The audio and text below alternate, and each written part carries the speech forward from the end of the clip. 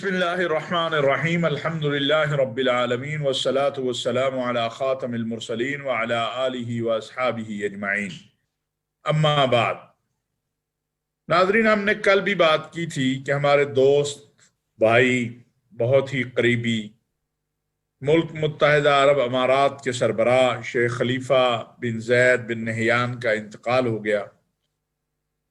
पूरा आलम इस्लाम इस पर गम का इजहार कर रहा है। हमारी क़यादत ने भी इस पे गम का इजहार किया है।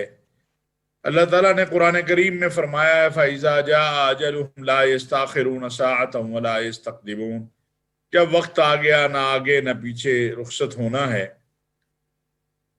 सब इंसानों को इस दुनिया से जाना है। ये फानी दुनिया है और निज़ाम दुनिया चलता रहता है। कल किसी दोस्त ने मुझे तस्वीर भेजी, उसमें एक तरफ उनके नाम पर जो उनको गिफ्ट किया गया था बुर्ज खलीफा की तस्वीर थी और एक तरफ उनकी कब्र की तस्वीर थी। ये हम सब के लिए है कि इंसान को आखिर इस दुनिया से रुखसत होकर कब्र में जाना है और वहां पर अपने आमाल का जवाबदेह होना है। इसलिए हम जो भी करें ये एहसास रखें कि एक ना एक दिन तो यहां से रुखसत होना ही है। कोई 100 साल का होगा, कोई 150 साल का हो जाएगा, कोई 200 साल का हो जाएगा, लेकिन आखिर जाना ही है।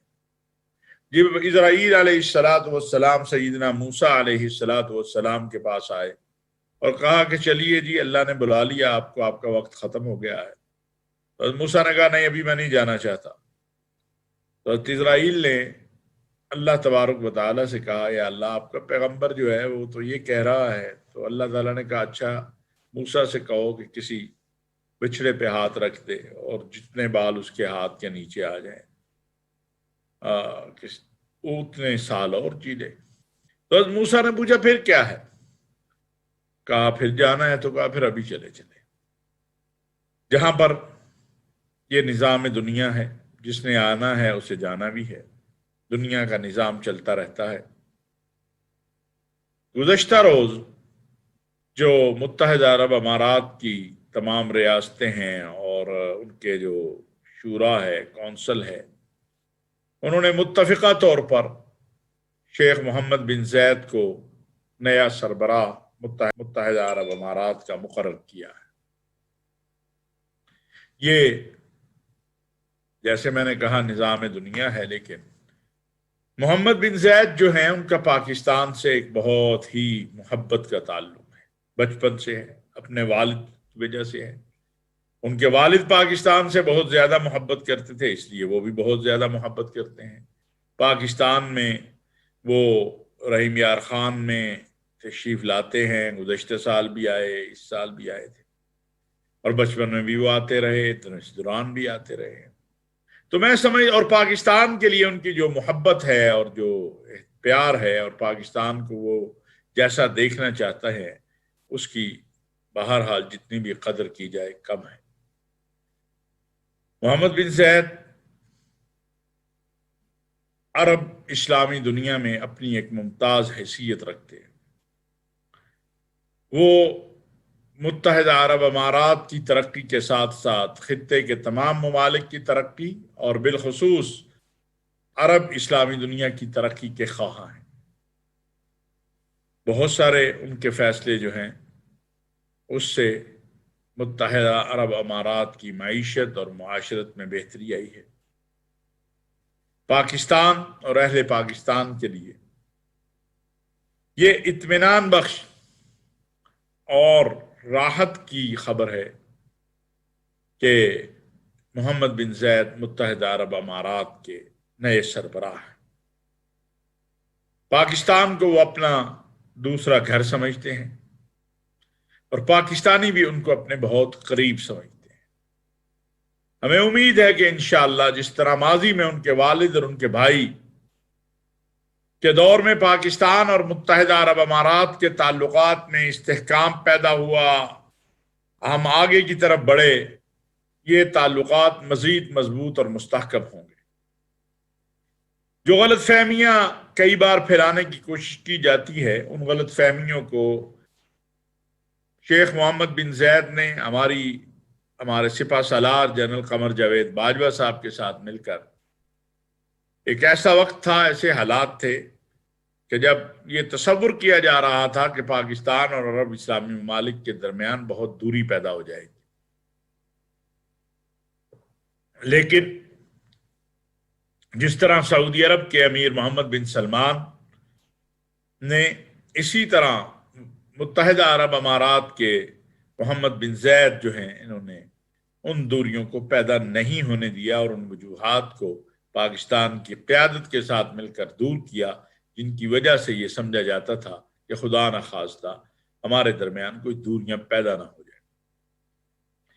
اس معاملے میں سمجھتا ہوں کہ پاکستان کے تمام شعبوں میں ہمارا آپس کا بہت قریبی تعاون ہے، اور ابھی حالیہ آپ نے دیکھا جب میاں شہباز شریف صاحب سعودی عرب گئے اور اس کے بعد وہ ابو ظبی گئے، تو عید کے دن جب پاکستان میں عید تھی، وہاں ہو چکی تھی، شیخ محمد بن زید نے اپنا وفد جو ہے، وہ جو انویسٹمنٹ کو دیکھتا ہے، جو واقعی معاملات کو دیکھتا ہے، وہ بھیجا، اور پاکستان میں عید کا دن تھا، وزیر اعظم شہباز شریف صاحب جو ہیں ان کے ساتھ انہوں نے ملاقات کی اور اس بات کی یقین دہانی بھی کروائی اور اس بات کا احساس بھی دلوایا کہ جو اس وقت پاکستان کے معاشی اور اقتصادی حالات ہیں، اس میں انشاءاللہ متحدہ عرب امارات تعاون کے معاملے میں جو بھی کر سکتا ہے وہ ضرور کرے گا، اور اس پر ہم ان کے شکر گزار بھی ہیں اور ممنون بھی ہیں۔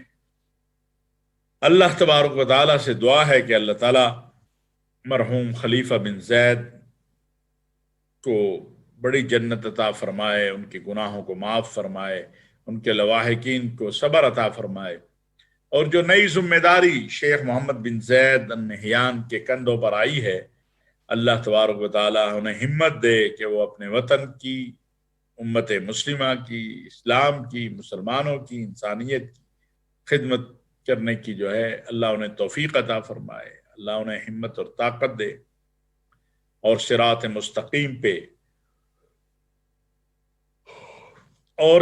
مستقیم پہ چلتے ہوئے اس قوم، اپنی قوم، عالم اسلام اور امت مسلمہ کے لیے وہ کوئی کردار بہتر سے بہتر ادا کر سکے۔ ناظرین، اب مجھے گزشتہ روز جو کچھ ہوا سیالکوٹ میں اس پہ تھوڑی سی بات کرنی ہے۔ دیکھیے، بات یہ ہے کہ پاکستان کی سیاست میں پہلے کہا جاتا تھا مذہبی لوگ بڑے ہی متشدد ہیں۔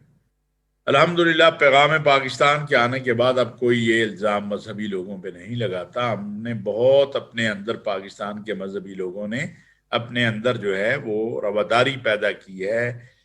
ٹیبل پر آج کوئی بھی مسئلہ ہو جائے، 5 منٹ لگیں گے، پاکستان کی تمام مذہبی قوتیں ایک ٹیبل پہ بیٹھ جائیں گے۔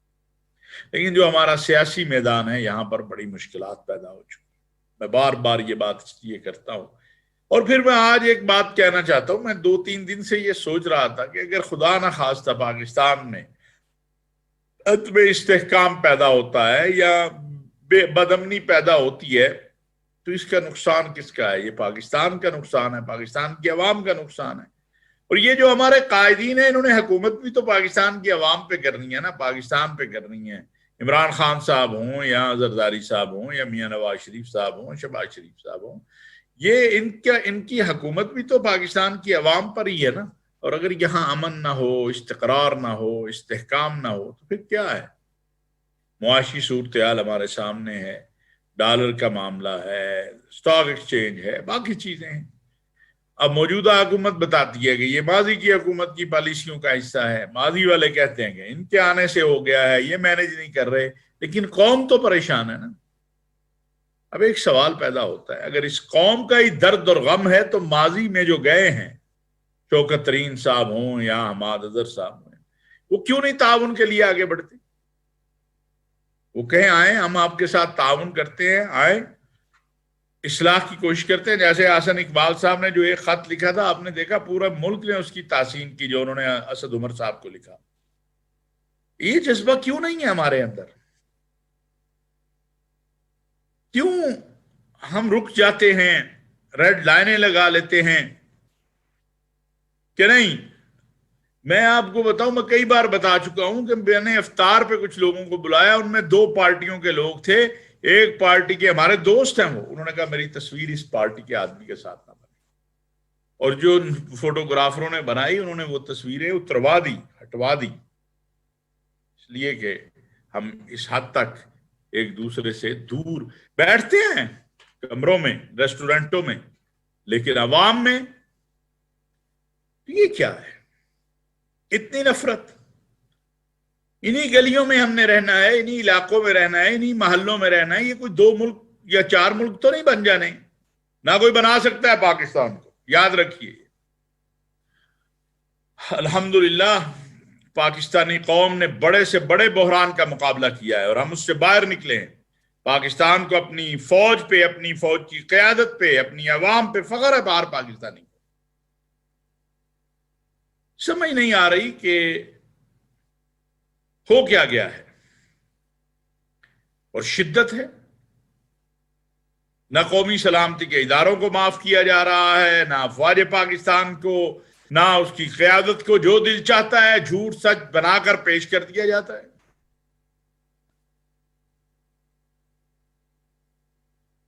اور کل جو سیالکوٹ میں ہوا، دیکھیں میرا اس پہ 2-3 باتیں میں عرض کرنا چاہتا ہوں. پہلی بات کہ اگر واقعی ہی اس جگہ پہ جو مسیحیوں کی جگہ ہے اس سے پہلے کوئی جلسہ نہیں ہوا تھا تو وہاں جلسہ نہیں کرنا چاہیے تھا تحریک انصاف، سیاسی جلسہ.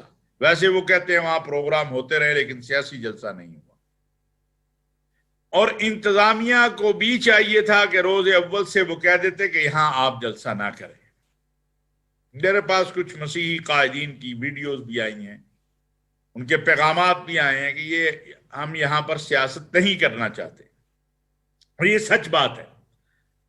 آپ یقین کر لیں کہ جو ہماری مسیحی برادری کی مذہبی قیادت ہے یا مذہب سے قریب لوگ ہیں، وہ سیاسی امور میں کم آتے ہیں، وہ دور رہنا چاہتے ہیں پاکستان کے حالات میں، یہ سیاسی حالات. یہ چیز دیکھنے کی ہے، اور میں سمجھتا ہوں کہ وزیر اعلیٰ پنجاب حمزہ شہباز شریف صاحب اور وزیر داخلہ رانا ثناء اللہ صاحب اس چیز کو دیکھیں گے. ایک تو کہا جا رہا ہے کورٹ کا آرڈر تھا، اگر کورٹ کا آرڈر تھا تو اس پر عمل ہونا چاہیے تھا، وہ تحریک انصاف کو بھی ماننا چاہیے، وہ سب کو ماننا چاہیے.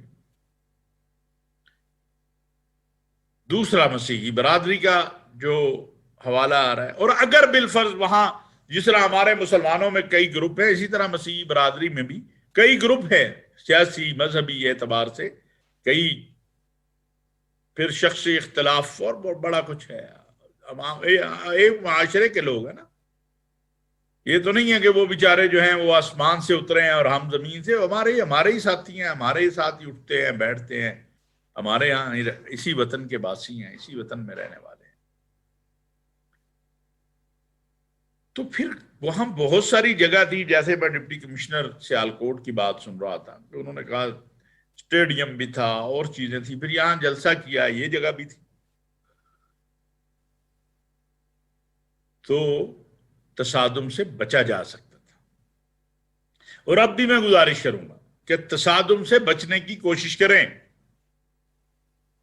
اور یہ جو تصور کر لیا گیا ہے کہ آپ جس طرح مرضی عسکری قیادت کو اور ملک کے سلامتی کے اداروں کو نشانہ بنائیں گے جس کا دل چاہے گا، تو یہ درست نہیں ہے، اس کے نتائج اچھے نہیں ہو سکتے. میں آج یہ بات میری یاد رکھیے گا، برداشت کی ایک حد ہوتی ہے، اور جب یہ بات سامنے آنے لگ جائے کہ خدا نخواستہ اس تنقید کا مقصد تعمیر نہیں تخریب ہے، تو پھر مسائل بہت سارے کھڑے ہو جاتے ہیں.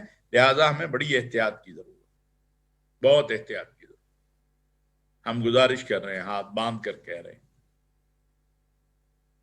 قومی قیادت کو قوم کا سوچنا چاہیے. اور اب میں ناظرین عمران خان صاحب سے بھی کچھ کہنا چاہتا ہوں، اگرچہ مجھے پتہ ہے ان کے لوگ نہ کوئی بات سننا چاہتے ہیں نہ کچھ ہے. آپ کوئی بھی بات کریں، گالی، بےہودگی، بدتمیزی، یہ کیا ہے؟ دلیل سے بات کیجیے کہ خان صاحب آپ کے جو ایم این ایز اور ایم پی ایز بھاگے ہیں، پارٹی چھوڑ گئے ہیں، اس میں غلطی کس کی ہے؟ کیا وہ بھی اسٹیبلشمنٹ کی غلطی ہے، یا کہیں قصور آپ کا اور آپ کے ساتھیوں کا بھی ہے؟ بڑے لیڈر وہ ہوتے ہیں جو اپنی غلطیوں کو تسلیم کر کے ان کی اصلاح کرتے ہیں. بڑے لیڈر وہ نہیں ہوتے جو اپنی غلطی دوسروں پر ڈال دیتے ہیں. اور کیا یہ اداروں کا کام تھا، فوج کا کام تھا کہ وہ آپ کے ایم این ایز اور ایم پی ایز کو پکڑ پکڑ کے جو ہے آپ کے حوالے کرتی کہ جناب یہ مرغی کے چوزے ہیں، پکڑیے، یہ باہر بھاگ گئے تھے؟ افسوسناک ہے. میں نے کل بھی کہا تھا کہ یہ جو کھینچا تانی اور خرید و فروخت، ہم قطعاً اس کے قائل نہیں ہیں. آپ جس پارٹی کا ووٹ لے کر آئے ہیں، آپ مہربانی کریں، آپ کو اچھی نہیں لگتی اس کی پالیسیاں، آپ ریزائن کریں، دوسری پارٹی سے آ جائیں. لیکن اس کی ذمہ داری کسی پہ ڈال دینا. اچھا جی، آپ نے شوکت ترین صاحب کو بھیجا تھا، بہت اچھا کیا. کیا کرتی پاکستان کی فوج؟ وہ حزب اختلاف کے پاس جاتی. کیا آپ اپنی عدم اعتماد کی تاریخ واپس لے؟ آپ کے کہنے پہ انہوں نے یہ بھی کیا کہ کوئی رستہ نکل آئے تاکہ ملک کے اندر انارکی نہ پھیلے، تصادم نہ ہو. لیکن حزب اختلاف کی قیادت نے نہیں مانا، جس طرح آپ نہیں بات مانتے. جس طرح آپ کے ساتھ اس ملک کا نظام اور ریاست چلی ہے، کسی کے ساتھ کم چلی ہے. جتنا آپ سے تعاون ہوا کسی کے ساتھ کم ہوا ہوگا. اب کیا ہے؟ الزامات ہیں.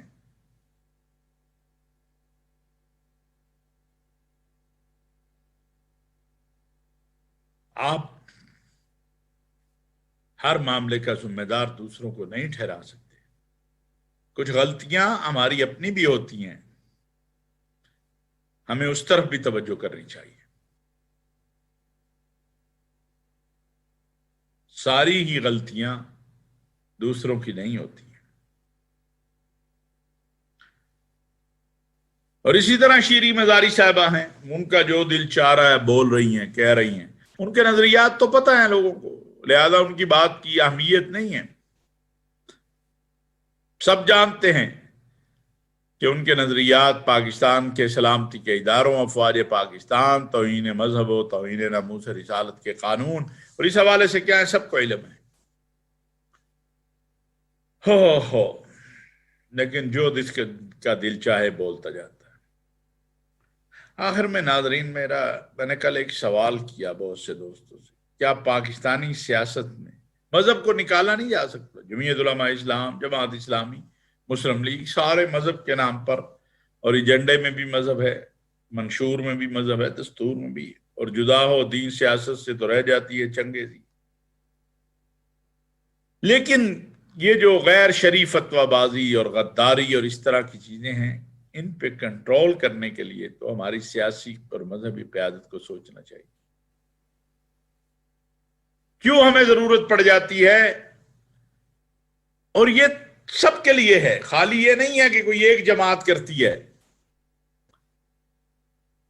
کہ ہم اپنے سیاسی مخاصمت، سیاسی اناد کے لیے مذہب کا کارڈ کھیلنا چاہتے ہیں. کوئی تو سوچے.